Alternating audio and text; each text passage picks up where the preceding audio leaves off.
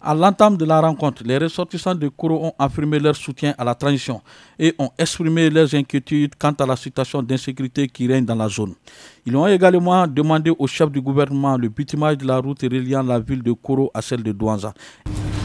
Nous soutenons la transition de toutes nos forces et sommes disponibles pour être enrôlés s'il le faut dans l'armée, pour défendre notre patrie qui fait la fierté des jeunes des autres pays africains. Excellence, Monsieur le Premier ministre, nous sommes devant vous aujourd'hui pour vous expliquer une situation que nous vivons dans nos villages et qui risque de compromettre les travaux champêtres qui démarrent en mai et juin. Chez nous, les paysans qui ratent cette période est sûr d'avoir un grenier vide. Aujourd'hui, notre souci majeur constitue les attaques contre nos villages.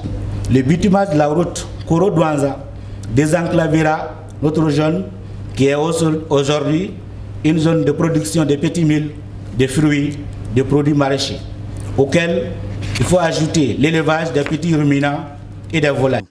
Le Premier ministre a tenu à remercier ses hôtes pour le soutien qu'ils apportent à la transition.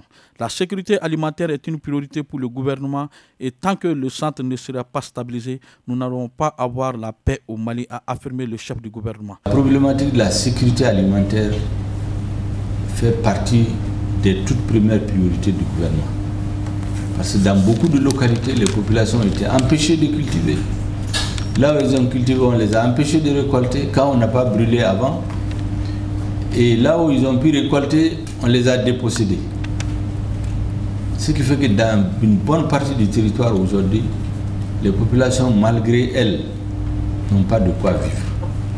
Et la campagne qui s'annonce, la campagne agricole qui s'annonce, pose beaucoup de soucis. C'est pour cela que vous aurez remarqué dans pratiquement toutes les rencontres que nous avons avec les partenaires aujourd'hui, la question de l'aide humanitaire devient récurrente dans nos discours.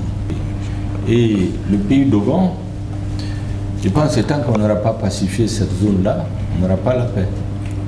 Et ce n'est pas pour rien que, je crois que c'est quand le plateau d'Ogon a été déstabilisé que tout le Mali a été touché.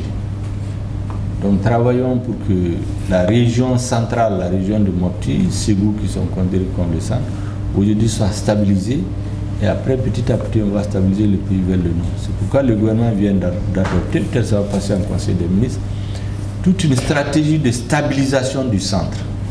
Parce que notre conviction c'est que tant que le centre n'est pas stabilisé, on ne peut pas parler de paix au Mali.